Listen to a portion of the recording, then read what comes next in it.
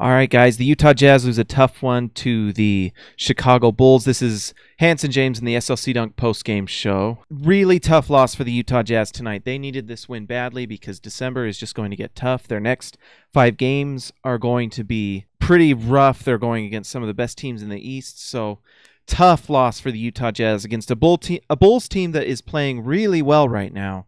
There are a lot of things I like about the Bulls. We'll talk about the Bulls first, then we'll talk about the Jazz.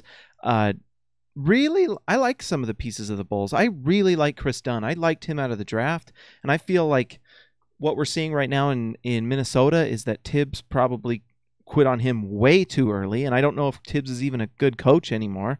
And the Bulls might have found themselves a gem. He is playing really good in the recent win streak of the Bulls. I haven't seen all his numbers, but I know that his shooting has gotten better. His defense was incredible this game, and he has a chance to be one of the best defensive players in the league and at the point, which is going to just do wonders for the Bulls defense.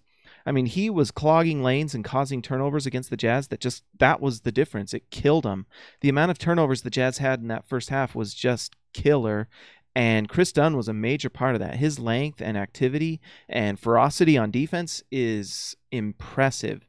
And if he figures it out on the offensive end, which it looks like he might be, the Bulls have someone really nice to build around. He's phenomenal. I really like Kris Dunn. And so, we talk about that trade in terms of what the Bulls got back. The Bulls are looking like they got some really nice pieces. Kris Dunn is really nice, and Lauri Markkanen is just going to become better and better. He's a fantastic prospect, and as he gets more time and gets, just chemistry with Kris Dunn and whoever else they're going to end up playing long-term minutes, it's going to be really good.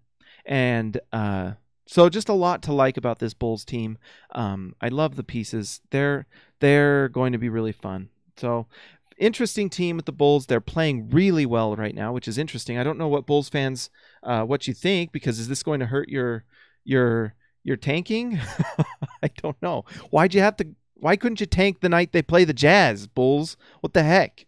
Why'd you have to come out and make every shot? The other story of this game was Mirotic. Holy smokes. He was hitting every shot. Somehow Mirotic turned into Dirk tonight and was just hitting everything. And I don't know if it was the Jazz scheme or what, but he was just hitting bucket after bucket after bucket. Just impressive game from Nikola Mirotic for the Chicago Bulls. He is a nice player and stretches that floor for them. But, I didn't really notice how much he can really put the ball on the floor and score in a lot of different ways. So impressive stuff from Nikola Mirotic. Kris Dunn was really the X factor for this game. His plus minus, let's look at that just out of curiosity. He was positive plus minus for the game. Mirotic as well. So they were the difference. In a close game, they were the positive plus minus, and that was what it took. And so really nice young prospects for the Bulls. I like some of the things the Bulls have. I love Markkanen. Really like Dunn. They've got some building pieces, and then they're going to get a good pick this year. Watch the Bulls get Luka Doncic and just roll. I mean, that's going to be a scary team for many years. If they get Doncic and they combine that with Kris Dunn and Lauri Markkanen, that's going to be an impressive team. So good for Bulls fans. You've got a really nice team that, for whatever reason, decided not to tank tonight against the Jazz. We're hurting your draft spot. What the heck, Bulls? What are you doing? All right, the Jazz. Have a superstar at I guess it should be point guard at some point this season. Donovan Mitchell is remarkable. Donovan Mitchell tonight scores over 30 again. Let's see, 32 points for Donovan Mitchell on 57% from the floor. The three-point shot wasn't falling tonight, which was kind of the difference. Can you believe that? He scores 32 points, and the three-point shot not falling was part of the reason that we didn't win the game. If he hits like 1 or 2 threes, the game's over and the Jazz win. So tough night to just kind of one of those threes. Typically they fall for Donovan, and they just didn't tonight. But 6 assists as well. He's just remarkable. He had a few shots made on him. That last shot by Kris Dunn was big-time stuff. And, sometimes that happens. Sometimes teams just play really well and you lose, and that's kind of what happened tonight. The Jazz starting lineup continues to be putrid and terrible and awful, and I don't know when we're going to make a change, but they need to make a change. But this is going to be the story of the night for the next 5-6 games. It's like, this is why, without the Donovan Mitchell renaissance that we've been seeing, you're going, the Jazz would have lost a lot of games in this stretch. But the Donovan Mitchell just explosion has been the reason the Jazz are where they are. Because with this starting lineup and the way it plays is just putrid. It's just terrible.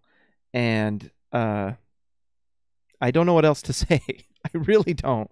It's the major reason we have two starters that our point guard, Ricky Rubio, actually played pretty decent tonight in the first half, but the turnovers are just killer.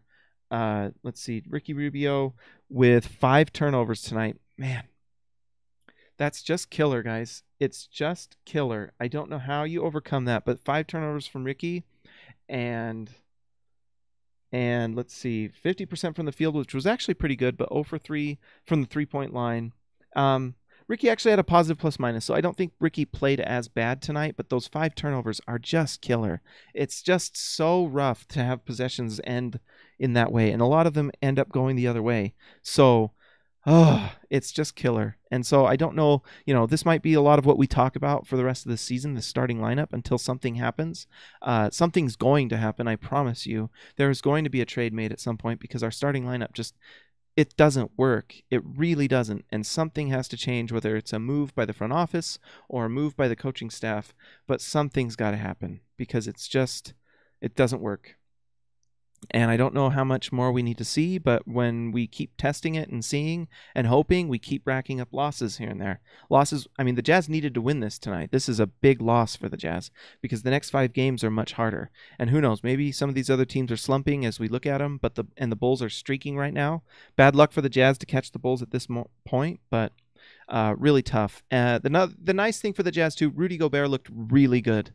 Rudy Gobert is back. It looks like his legs are feeling really good. That rest was good for him. And so Rudy getting his legs under him is a big deal and something to watch because Rudy led the Jazz in plus-minus this game. The Jazz lost this game, and Rudy Gobert was plus 14. What does that tell you? Rudy's back. Rudy's a big part. And at the end of the game, Quinn sat Rudy. And I don't want to say that's the main reason we lost, but that didn't help things. Yeah, Rudy changes the defense for everyone. It allows everyone to do more. It allows more things to happen. It changes what the opposing team is able to do. Rudy sitting might have been something to reconsider next time. He's our best player, although Donovan Mitchell is knocking on that door. Holy smokes. So I don't know why Rudy sat, but that was weird. I don't know why we did that. I really don't. Let's see. Misty Catherine Snow. Mirotic coming back is the reason for the Bulls' winning streak. I don't doubt it because if he's been playing this win streak like he did tonight, holy cow. Holy cow. Biggest thing I noticed for the Jazz was that they were missing a lot of open threes. Ingles missed 2 corner threes. Good point, Misty. Ingles needs to show up, and those shots, one of those shots falls. So Rubio 0 for 3. Mitchell 1 for 7. Ingles 0 for 2 from the corner 3, which he shoots 64% on one of those corners. And we win the game. It's just a game where the shots didn't fall. I wouldn't, if I'm the Jazz, I'm just frustrated that the shots don't fall. So that's frustrating. So good point, Misty. Mitchell was 1 for 7 for 3. They had some great looks, just didn't go in. A couple of those go in. Different game. Exactly. If they go in, we win the game, honestly, because it was like a 3-point game. So tough loss for the Jazz, but you got to give credit to the Bulls. Played really well. Kris Dunn hit a big-time shot, and the Jazz did not hit a big-time shot. And, Rodney Hood hit 3 threes this game, which was really good, but I swear that guy is, I don't know what to say. I love Rodney Hood because his nephew is in my daughter's class and she's in love with him. But, man, it just feels like when he's in the game, the offense just does not flow. And it just stops in his hands and he kind of dribbles and then the defense has time to catch up and it just doesn't work. And so, so frustrating to see. And I think Rodney can figure it out eventually and kind of get within the flow of the offense and figure out how to just either shoot, go, or pass. That's all you got to do on offense. Shoot, go, pass. That's it. And you've got to get used to doing those things. And that's one thing Alec Burks is doing. And Rodney Hood needs to figure it out because right now Alec Burks is better than Rodney Hood. He just is. He impacts the game in a lot better ways. All right, guys, make sure to like and subscribe. Go to watch all the videos you want. Go to SLC Dunk. Read all the articles. Become a member of SB Nation. Go to SLC Dunk Twitter, Facebook, Instagram to follow everything we're doing. Talk to you later.